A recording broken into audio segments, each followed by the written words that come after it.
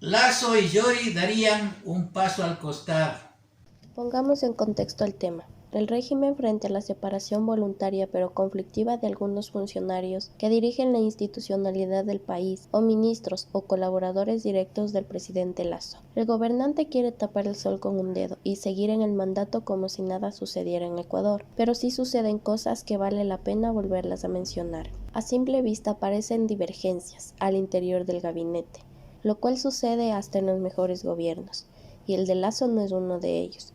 Por el contrario, el país observa que nos gobierna un régimen que se desdice o se contradice, que engañó al país con un paquete de ofertas electorales en campaña y dista mucho de construir un país de oportunidades o del encuentro. Conversemos con nuestro analista semanal, el doctor Manuel Pozo Zumarra. La pregunta obvia es, ¿qué hacer para entrar en vereda? Más allá de los arrepentidos que votaron por Lasso, hasta algunos banqueros como Fidel Legas y otros empresarios, el pueblo en su conjunto tiene el derecho de revocar el mandato al elegido por incumplimiento de funciones. ¿Cuál es su criterio, doctor Pozo? La revocatoria del mandato es un derecho constitucional que en ningún caso significa desestabilizar el país o la democracia o echar al tarro de la basura todo el sistema político ecuatoriano. La misma Constitución establece los mecanismos de conservación de la continuidad democrática. Se revoca el mandato a un ciudadano elegido, no al cargo de su elección. Ecuador no se va a quedar sin mandatario.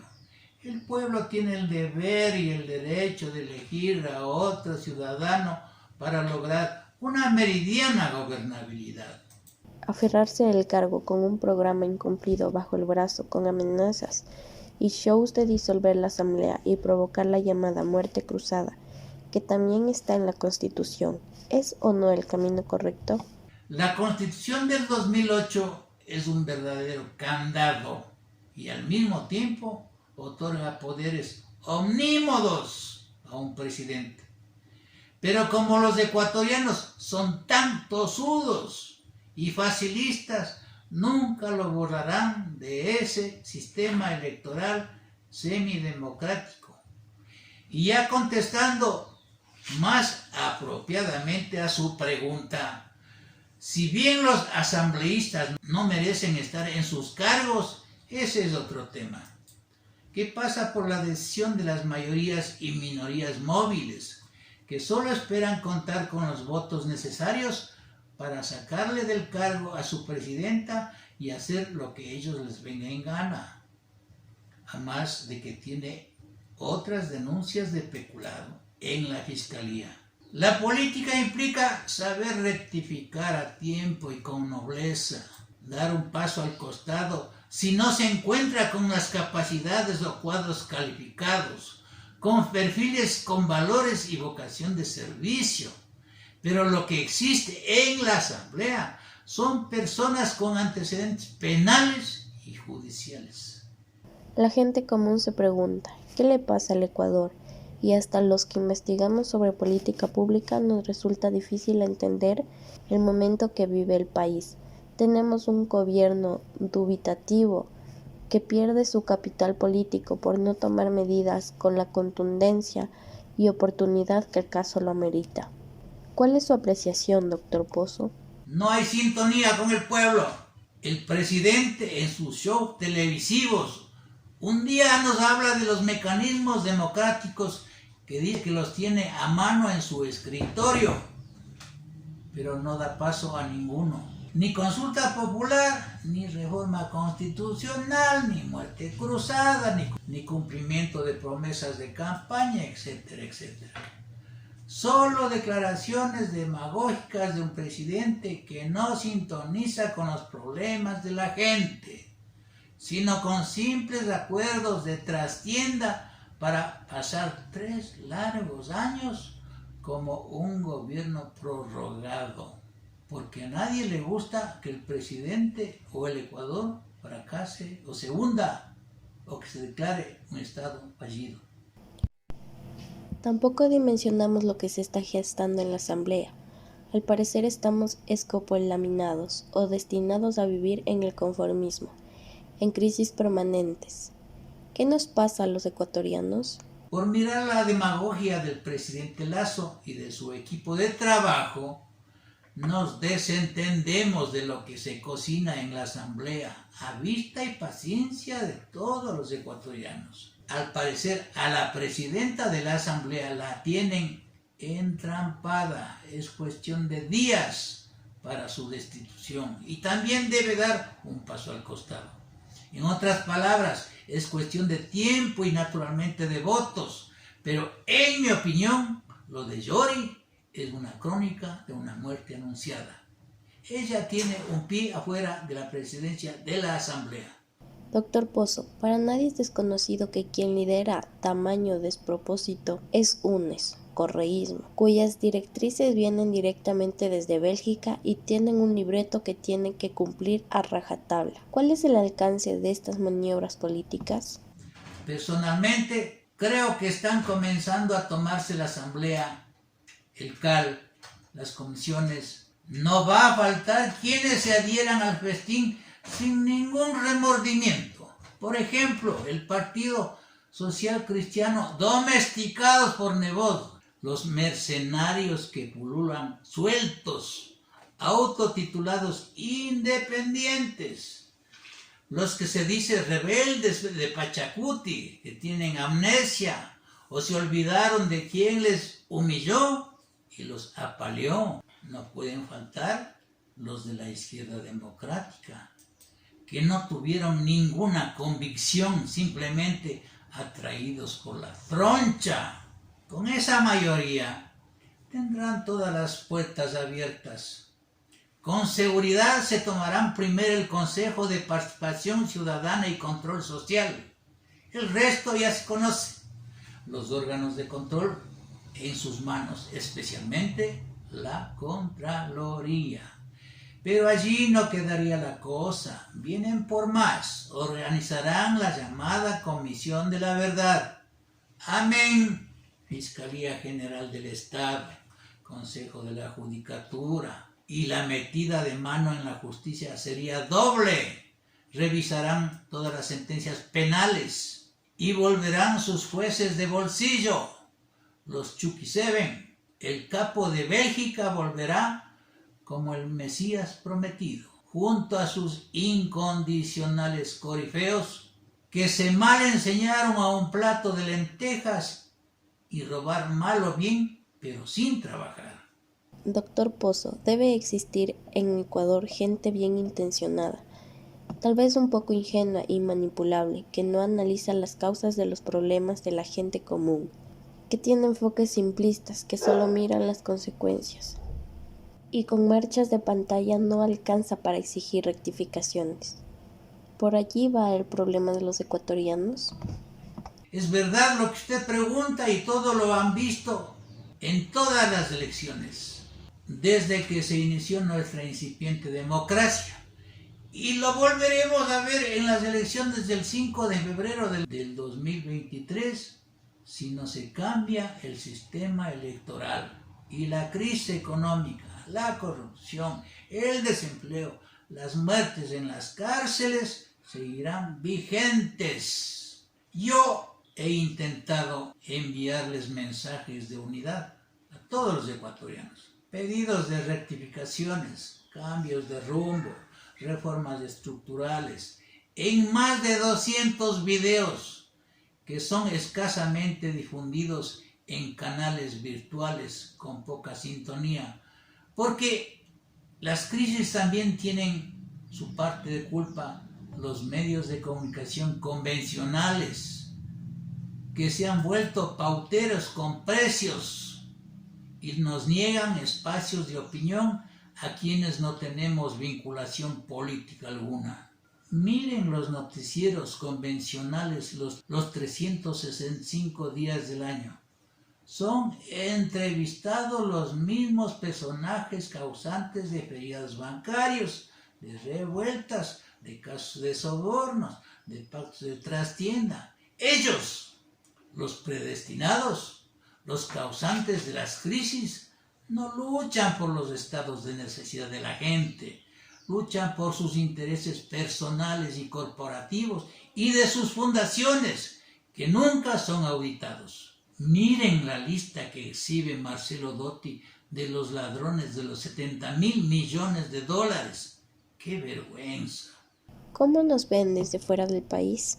Como un país de caníbales políticos y los problemas y las causas más acuciantes de los ecuatorianos, siguiendo, por ejemplo, el mismo enfoque del amigo Carlos Matus, un político chileno que tiene algunos estudios de lo que yo llamo laboratorios de política pública, que son centros educativos, científicos, que te enseñan a gobernar un país, una alcaldía, una gobernación, una asamblea, que educan a líderes sindicales, líderes barriales, comunales, juntas parroquiales, te educan en la defensa de la ley del más débil, el respeto al orden constituido, etcétera, etcétera. Este político chileno predice como premisa general para Ecuador y todos los países de la región que una buena gobernabilidad no está en la capacidad de sus gentes, y que son 5 las principales causas del desastre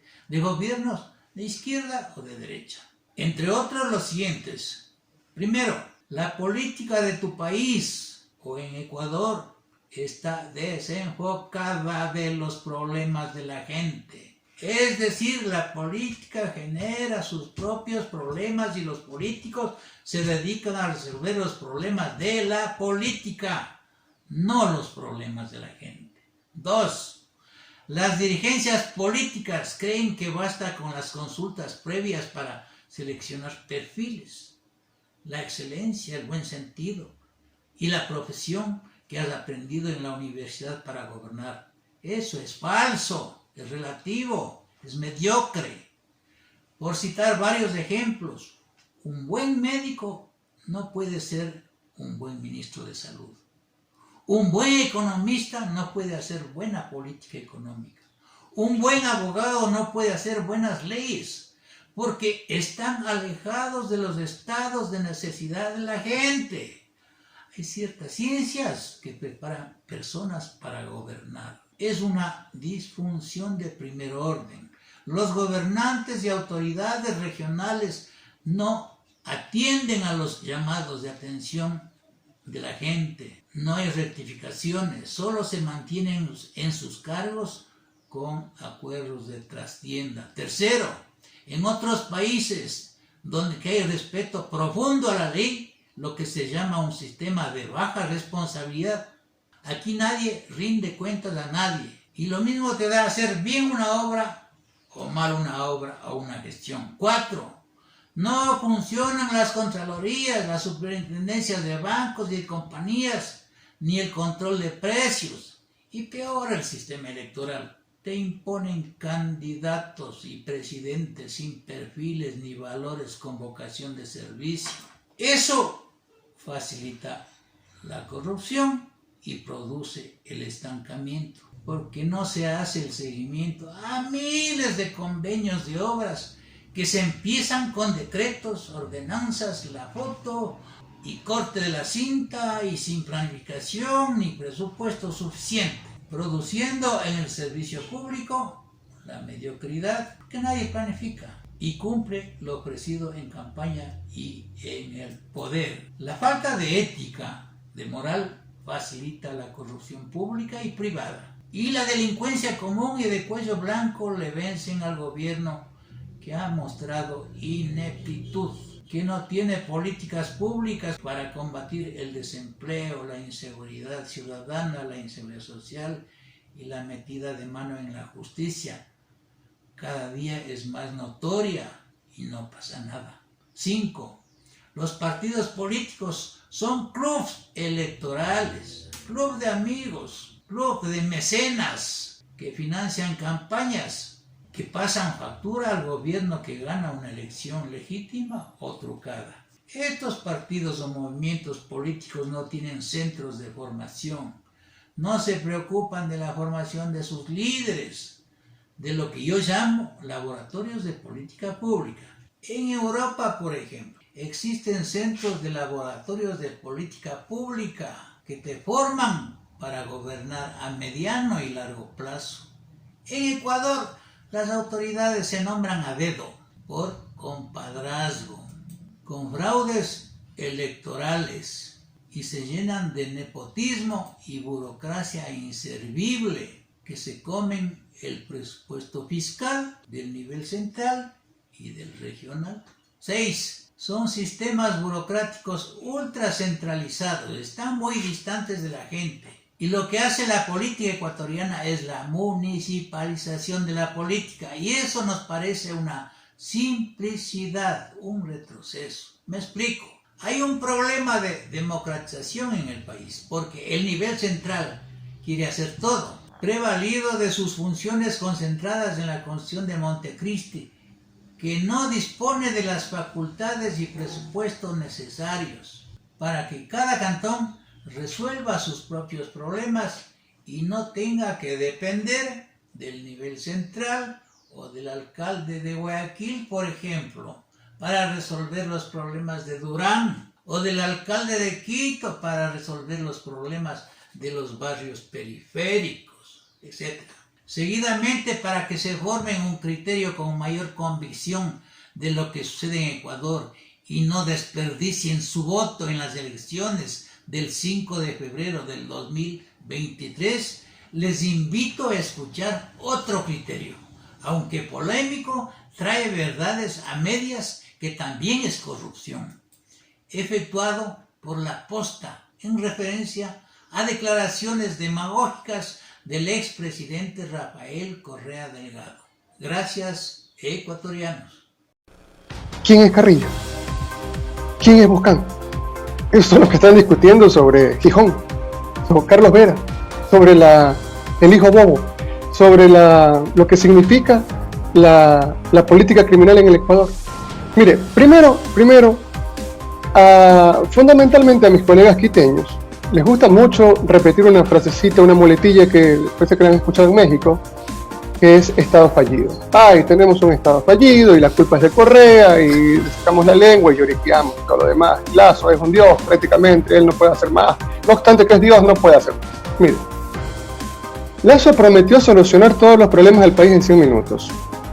Cuando llega al poder se da cuenta que no puede solucionar la crisis carcelaria, que no puede solucionar la crisis sanitaria, y entonces públicamente admite que no va a poder solucionar nada, con lo cual está reconociendo que mintió con su plan de gobierno, lo cual sería causal de una revocatoria del mandato, que engañó a la gente con vil demagogia. Pero vamos a los temas de fondo.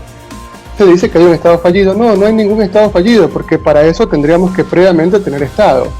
Y al Estado los desmanteló el gobierno de Lenín Moreno, que sigue teniendo a sus hombres principales, hombres y mujeres principales, en el gobierno de Lazo. Entre eso María Paula Romo, que manda, pone, saca lo que ella quiere en el gobierno de Lazo. Mire, no existe un Estado en el Ecuador, lo que tenemos es una chulcocracia, es una fosa común con himno nacional. Aquí nos pueden matar en cualquier momento y la policía va a decir que, bueno, que se queden tranquilos los familiares de fulano sultano porque ellos van a investigar. Ok, mire, primero, no tienen idea de qué cosa es el delito. Definamos eso. El delito se define como el incumplimiento de las expectativas sociales institucionalizadas que expresan las leyes positivas como un modelo de orientación. ¿Ok? Y usted no puede definir qué es delito y qué no, porque si el delito es un quebrantamiento de la norma que socava su fuerza orientadora al desautorizarla como modelo, ¿cómo van a hablar de qué es delito y qué no los mismos personajes principales que se encargan de desautorizar permanentemente la misma norma? Entonces, mire, si usted dice, caramba, hay un tipo que está involucrado, denunciado por captación ilegal de dinero. Cuando hay captación ilegal de dinero, la experiencia de nuestras investigaciones, mire, yo he estado encerrado en escuelas antimafia en Europa, ¿ya?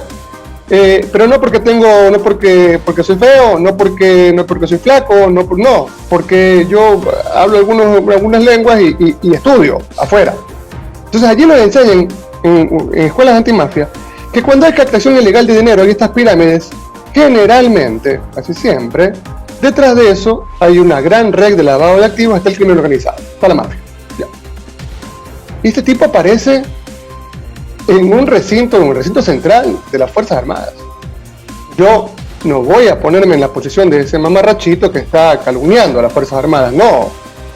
Pero sí hay unos graves indicios que deberían ser aclarados por los militares en el Ecuador. ¿Qué hacía un tipo que está siendo señalado por captación ilegal de dinero en sus instalaciones, supuestamente con vehículos llenos de dinero? Y esta persona aparece pocas horas después asesinado. ¿Quién sabe si torturado o no? ¿Quién sabe? Entonces, ¿cómo hace el supuesto Estado, que le repito, no existe, para poder castigar el quebrantamiento de la norma cuando ellos mismos no saben qué es legal y qué es ilegal? Es decir, están siempre al filo, ¿no?